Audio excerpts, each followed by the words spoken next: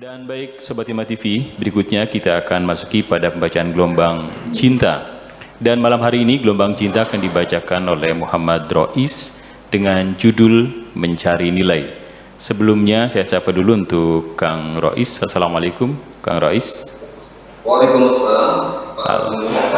Alhamdulillah bisa langsung bergabung. Baik, sekarang langsung saja ke Bang Rois untuk membacakan puisi gelombang cinta dengan judul Mencari Nilai. Silakan Kang Rois. Mencari nilai. Karya Buya Syakur.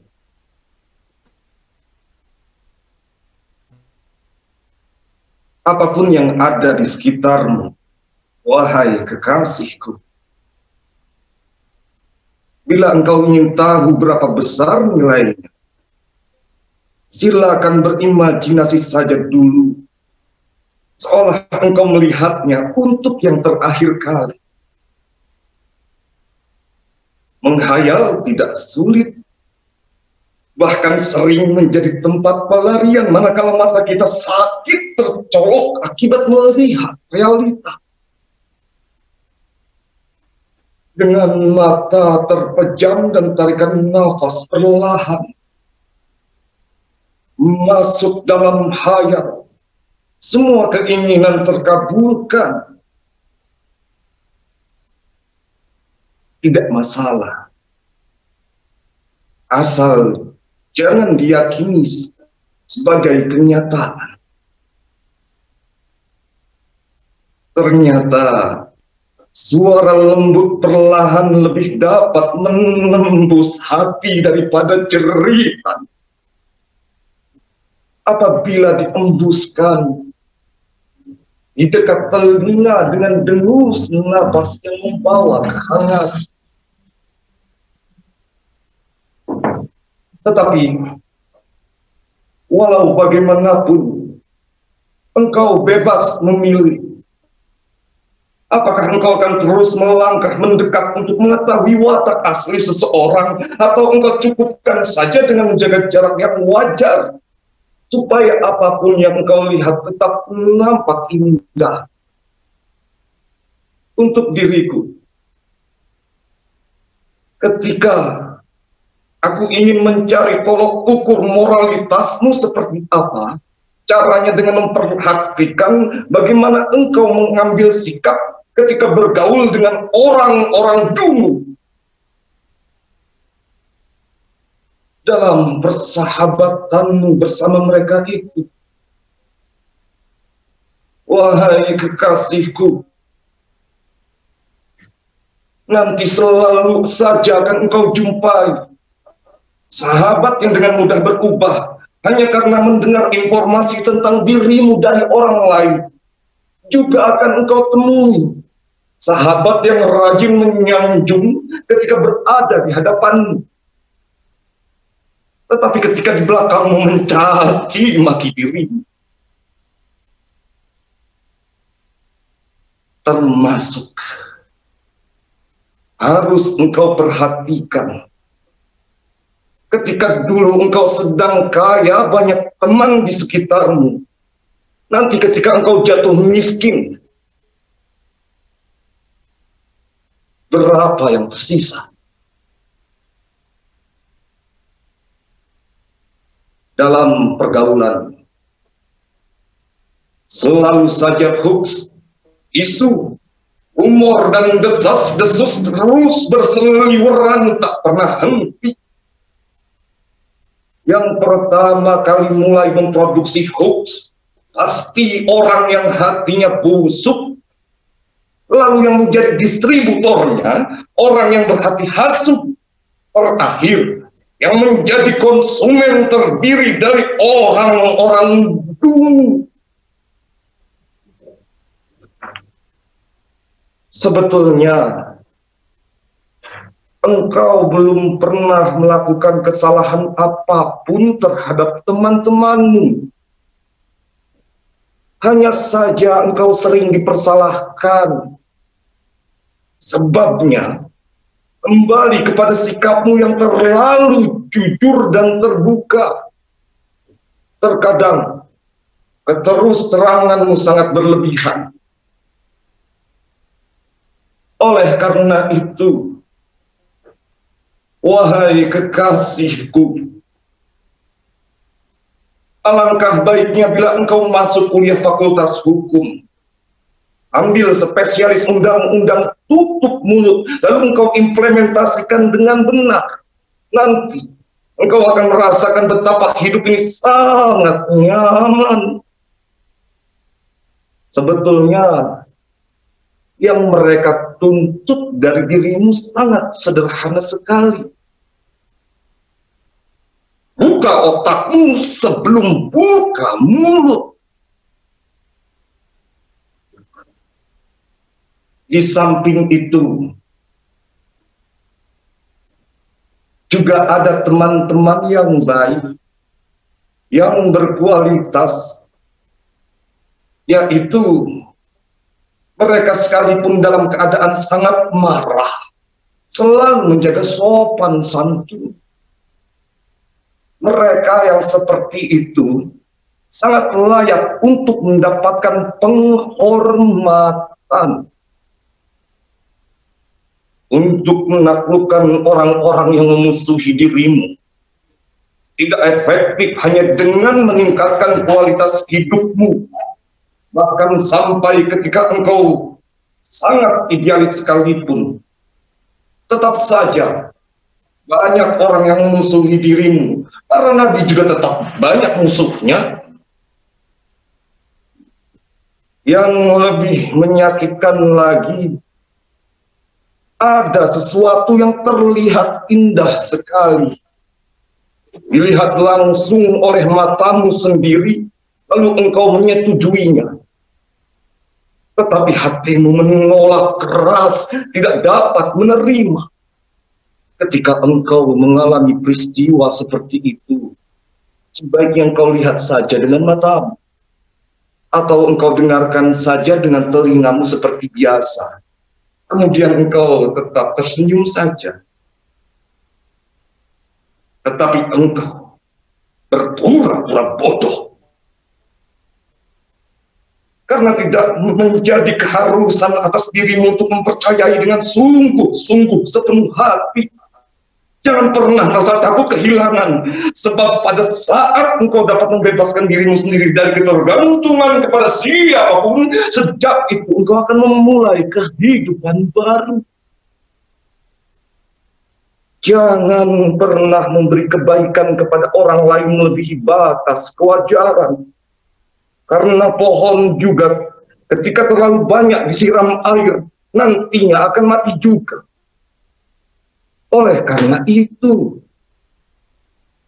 oleh karena aku sangat mencintai dirimu, wahai kekasihku, sehingga apa saja yang engkau lakukan selalu aku tafsirkan berdasarkan praduga baik, sesuai dengan kemampuan hatiku menganalisa dan mengolah data serta menyimpulkan. Tetapi sebaliknya, bagi orang yang tidak menyukai dirimu, apapun kebaikan yang engkau lakukan selalu ditafsirkan secara negatif. Lebih lanjut, aku menyarankan, apabila engkau tidak mampu mempersenjatai dirimu dengan keberanian dan siap menanggung segala resiko yang ditimbulkan, sebaiknya engkau kurangi saja cita-citamu itu. Jangan terlalu banyak.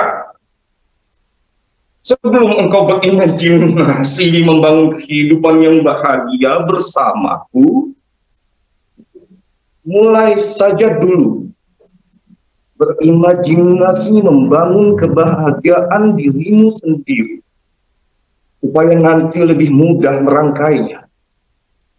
Pertama, persiapkan dulu dirimu untuk siap melayani kehidupanmu sendiri dengan cara yang engkau sukai, bukan dengan cara yang disukai orang lain.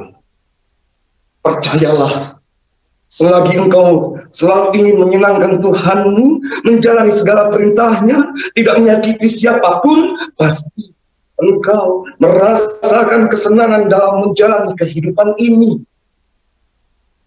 Jangan pernah punya keinginan menyenangkan semua orang.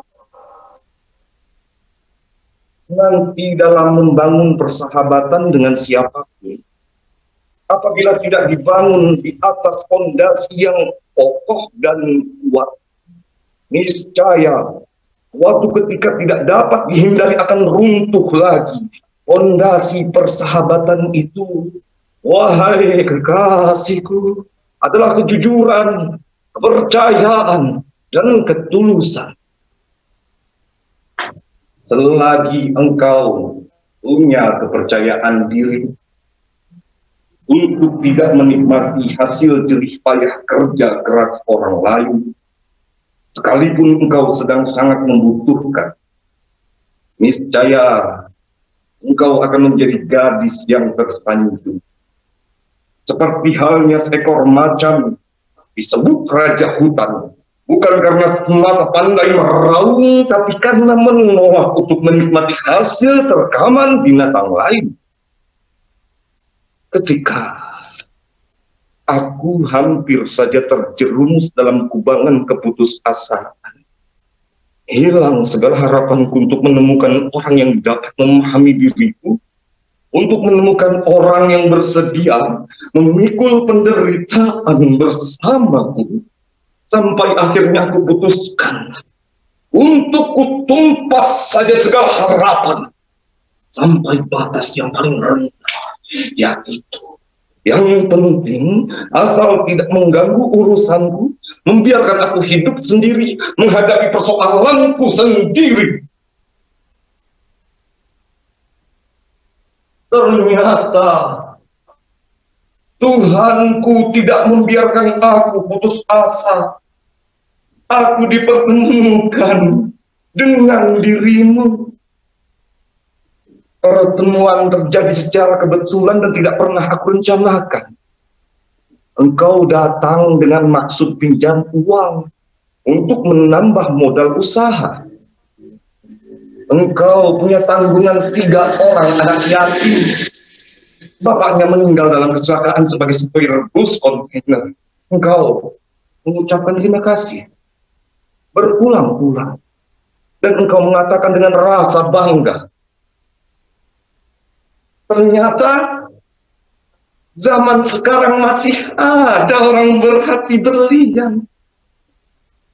Aku tidak terpengaruh dengan sanjungan-sanjunganmu, karena aku sudah terbiasa dengan sanjungan orang, tetapi akhirnya aku dikecewakan juga. Berapa persen bunganya? Engkau bertanya dengan polosanmu, sehingga aku ingin tertawa, tetapi kutahan.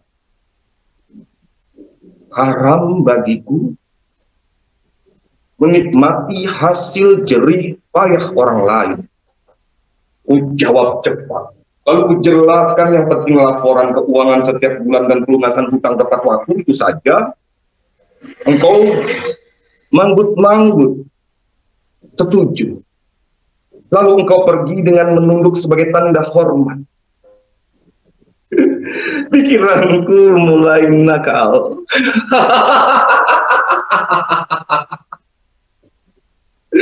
Menggoda. Sudah punya anak 3 tetapi masih jelita. Pikiran nakal itu segera ditumpas sambil menutup pintu.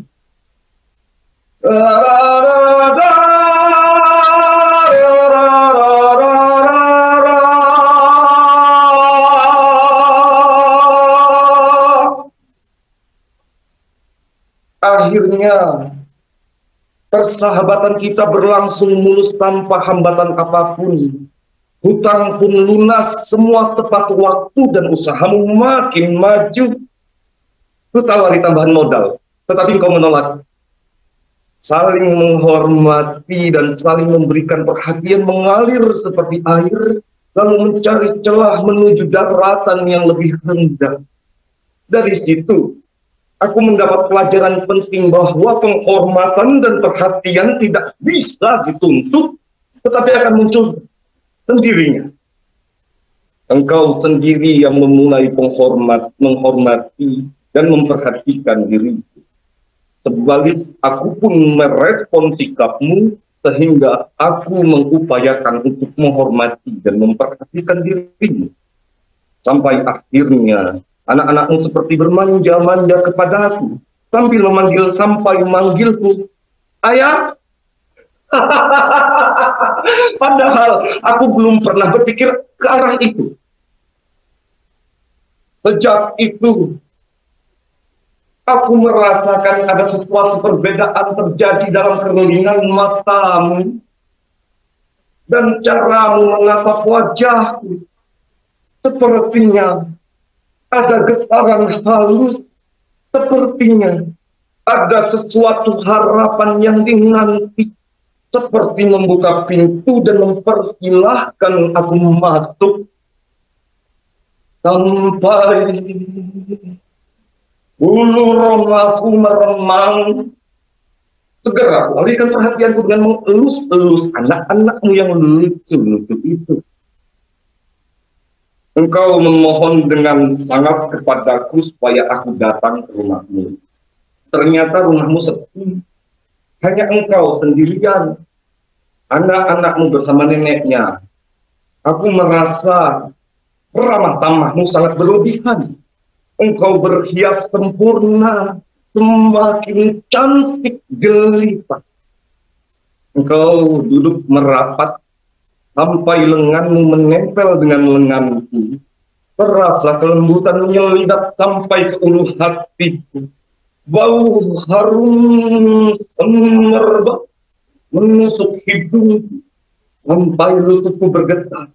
Engkau bisikkan dengan suara lembut perlahan, bahkan kehangatan nafasmu terasa menyentuh daun telingaku. Apakah engkau tidak ingin menyempurnakan persahabatan ini? Aku semakin gugup, tidak mampu menjawab. Lalu engkau melanjutkan dengan penuh percaya diri. Aku tahu engkau mencintaiku. Mengapa tidak berterus terang?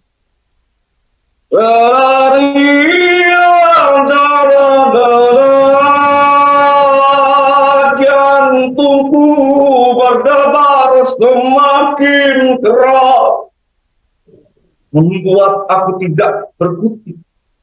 Kata-kata yang keluar dari mulutku nyelonong sendiri tanpa permisi dan tidak ada dari perintah otakku. Engkau cantik sekali. Pintu digedor-gedor oleh anak-anakmu bersama neneknya. Mereka langsung merangkul sambil memanggilku, ayah.